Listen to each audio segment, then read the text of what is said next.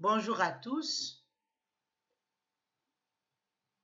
J'aimerais réfléchir avec vous autour de la question suivante. Haricots verts ou haricots secs? Imaginons une situation où une personne voyage d'un pays A à un pays B, ou d'un village A à un village B. Et dans le premier village, donc le village A, il arrive, on lui sert du haricot. C'est aussi du haricot. Il trouve des habitants qui mangent régulièrement des haricots. Cependant, ces haricots sont verts. Ça, c'est leur mode de nutrition. Donc, il est basé sur le haricot vert.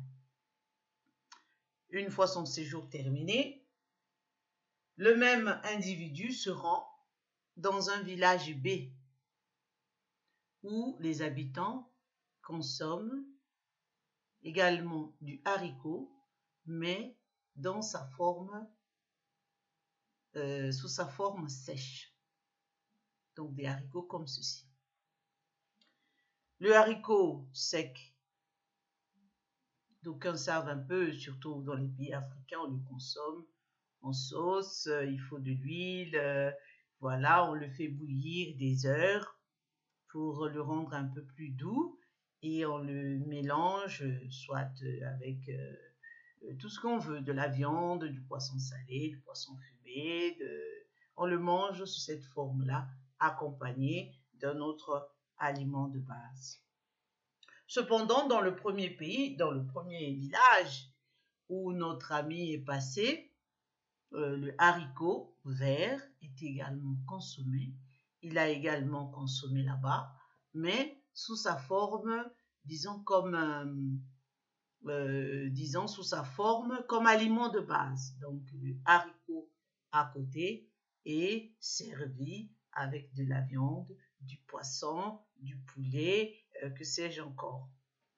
Donc, si l'on a à comparer l'intérêt, disons, les mêmes pays, les mêmes villages, consomment certes le haricot, donc les uns sous la forme sèche, les autres sous la forme verte, mais si l'on regarde de près l'avantage qu'il y a de consommer le haricot sous sa forme verte et le haricot sous sa forme sèche, il y a fort à parier qu'il y a beaucoup plus d'intérêt à consommer le haricot sous sa forme verte parce que tout simplement la production d'une telle plante ne nécessite pas autant de temps puisque une fois qu'on l'a semé, quelques semaines après, on peut déjà commencer à récolter ce merveilleux légume et le consommer bien frais. La cuisson ne demande pas beaucoup d'efforts, mais aussi on peut le consommer comme étant un aliment de base, donc voilà, qui ne nécessite pas forcément d'avoir du pain, du riz, des pâtes ou alors des pommes de terre, ce qui peut être très bénéfique au niveau de si on a un régime qui vise la perte de poids. Cependant, le haricot sec, quant à lui, dans l'autre village où les gens consomment ce haricot, donc l'effort va consister à ce que, dans un premier temps, les gens doivent avoir le haricot sous sa forme verte, attendre que le haricot puisse sécher et ensuite prendre la peine de le décortiquer pour avoir grain après grain.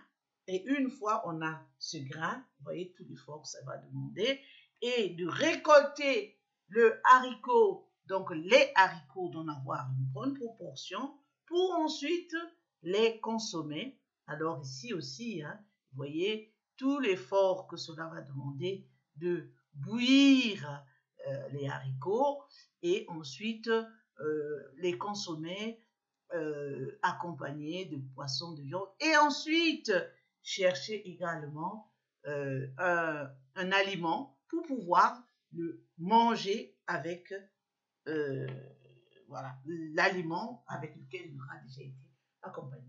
Donc, je ne vais pas faire un dessin, juste par rapport à tout ce qui a été dit, on pourrait se poser la question entre le haricot et le haricot, où est-ce qu'on a plus intérêt à mettre, à consentir les efforts pour pouvoir le consommer efficacement. Voilà la question que je tenais à vous partager. Donc voilà, je ne vous en dis pas plus. C'était coach Élise Solange. Le monde évolue et bien nous aussi.